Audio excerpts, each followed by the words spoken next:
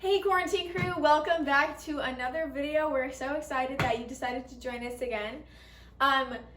This week we're swerving a little off the cooking route. You guys were fantastic chefs. I loved seeing all of the pictures on Facebook of how you guys did. Your brownies all looked delicious. Your bread looked amazing. Great job, everyone. This week is more of a crafts week, more of like a sewing. So you're gonna get into your inner sewer, I guess. So this week we have how to sew a button onto a shirt, which is actually a really good skill that I think everyone should know. If you ever have a shirt or pants that have a button on it, after this week you'll know how to sew the button back on. And we're also gonna learn how to make tie blankets. I think tie blankets are one of my favorite crafts to do. They're so easy, they're so fun. They can look so professional like this one or be super crazy and fun like that one. Also, you can make pillowcases with the same technique that we're using today. Really, the possibilities are endless. You can make whatever you wanted using the tie technique. You can get fabric at any local fabric store. You can also get fabric at Walmart, which not a lot of people know, but Walmart has a fabric section that has a little bit more price efficient fabric. So if you'd like to go there, if you're wondering where to get your fabric, I love to go there. Michael's, Hobby Lobby, some other places, Joann Fabrics, you know. So if you don't have fabric, you should go there and get some if you'd like to make a tie blanket with us. Today we're gonna actually show you the technique using two different types of fleece so you know how to do the tie blanket. You guys are all gonna be pros by the end of this. Let's jump right into it. Okay, today we're gonna start with our tie blanket. Here I just have two pieces of fleece. This side doesn't need to be perfect. We're just looking at this side right now. See how they're both lined up, straight line, one on top of the other. It's super important that whenever you're cutting your fabric, you're cutting it and making sure that it is all lined up and in a straight line. If it's not totally perfect, that's okay because we're gonna be cutting and tying it, but to start out, you wanna make sure that both your fabrics are the even length. So let's start with the cutting. If you wanna get a pair of fabric scissors, if you don't have fabric scissors, regular scissors will work fine. It just might be a little bit more difficult to cut your fabric. So for our first cut, what you wanna do is you wanna do maybe 2 finger lengths apart. My fingers are probably bigger than some people's, but just kind of eyeball 2 fingers and we're gonna make a cut there. You wanna make sure that you don't get your fingers close to the scissors and make a cut about this long. It's gonna be 2.5 inches, give or take. It's gonna be like about there. Just go ahead, smooth that up, line it up. Okay, let's go to the next one, about 2 finger lengths. There. Just an even cut all the way down. If your fabric is not cutting, it might be the scissors, it might be the way you're holding it. Try to make sure it gets like more in the middle when you're actually cutting. Don't cut when it's like this and you're just getting the ends. That's not gonna get us a nice clean cut. All right. Okay. Once you've got this cut all the way down, or in you guys' case, it's gonna be all the way down one side of the blanket. What you're gonna do now is you're gonna go ahead and start to tie. So you're gonna grab the 2 different pieces of fleece and just tie a knot. This first one's a little bit difficult. Usually it would be a corner piece. Mine's a little bit different.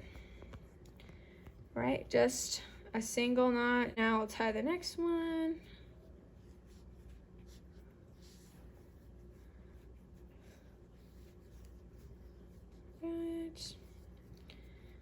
Go ahead and go back and double knot them.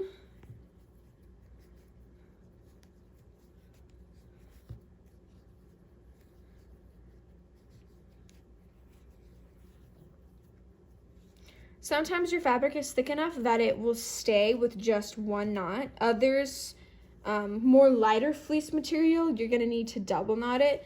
It depends on the fabric. Kind of how you can tell is if you're going along and knotting them and it seems to want to come undone or the ties are kind of coming out, then it's probably the sign you need to just go ahead and double knot it. And it shouldn't be that difficult to double knot either. With lighter fleece, the knots aren't going to be super big.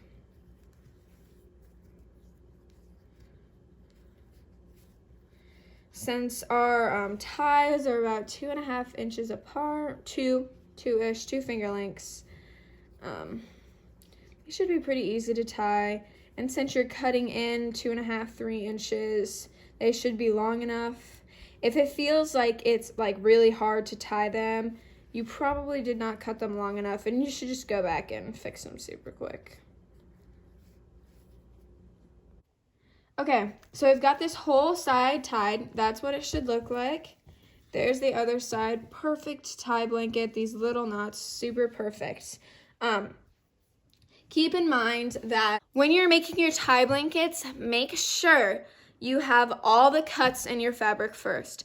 So go around, if you're making a pillowcase or if you're making a blanket, make all the cuts first and then go back and do all the tying. It just helps to make sure that you're being even, that the two fabrics are staying on top of each other in the right place. If you start knotting and then you go back and tie and then you knot and tie, the fabric could get mixed up and one of them could be bigger than the other one and the knots could be off kilter and look weird. So cut all the way around first and then go back and knot. All right, guys, your finished product should look something like this.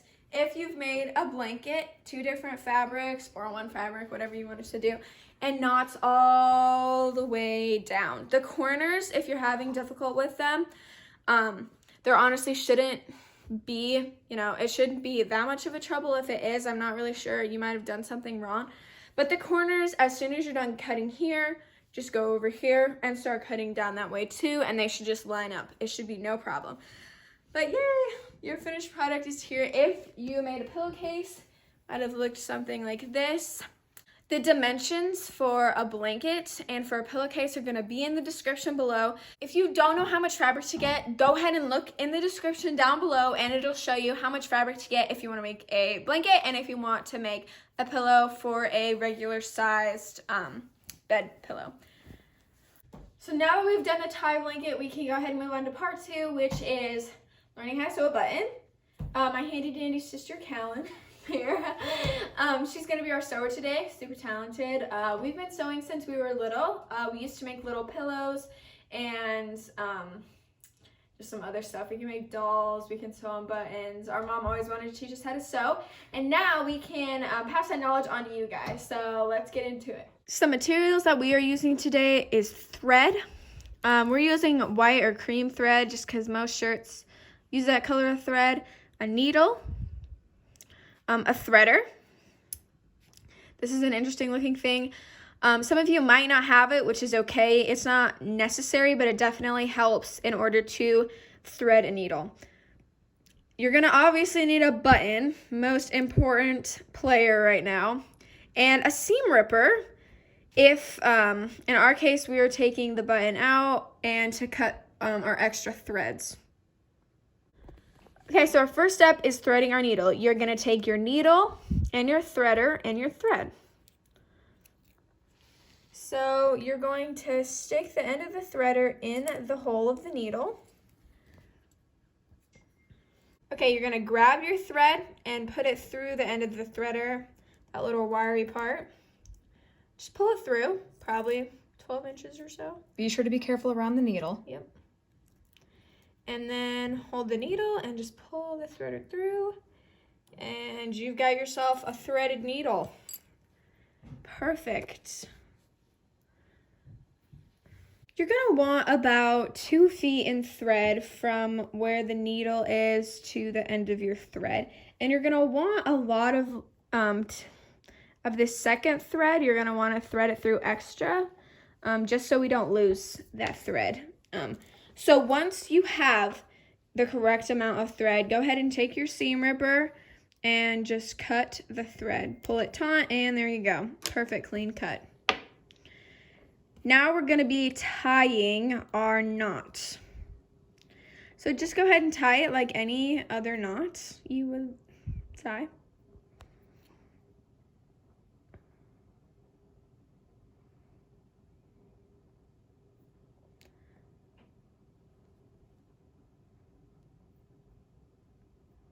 You generally want the knot to be as close to the end of the string as possible, and you're going to have to double, if not triple knot it a couple of times.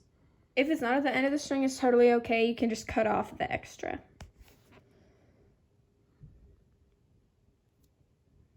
All right, now that you got your knot tied, you've got your string, you're gonna position the button where you want it. If it's on a shirt like this, make sure it's in line with the other ones and the same length as all the other ones.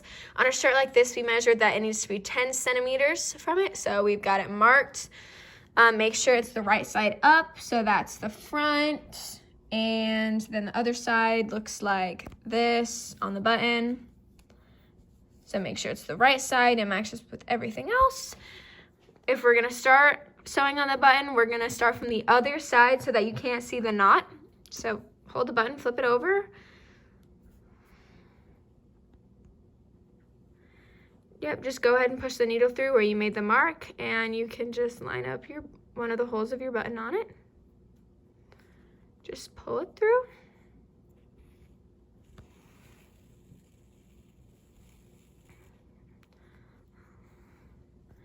All right, and to sew on a button, if we wanted to look at the other ones, we can see that it's kind of a crisscross pattern. That's what we're gonna be doing today. So now that you have your thread through one hole, we'll start threading. Going to the opposite corner, your button might move for the first couple of stitches, just make sure it's in line. Going straight through, pulling the needle through all the way. Perfect. Oops, it happens. All right. Already got one crisscross. All right, and we came through from the bottom, and now we're going on the top from the other way. Holding the shirt down, making sure it's getting taut. Now we have one crisscross both ways. We're gonna continue to do this until it looks thick, like this one. This might be 15, 20 times going through. We'll see when we got that done. Here's your finished button, perfect. Now we're gonna show you how to tie it off on the other side. You're just gonna make a knot like you did before.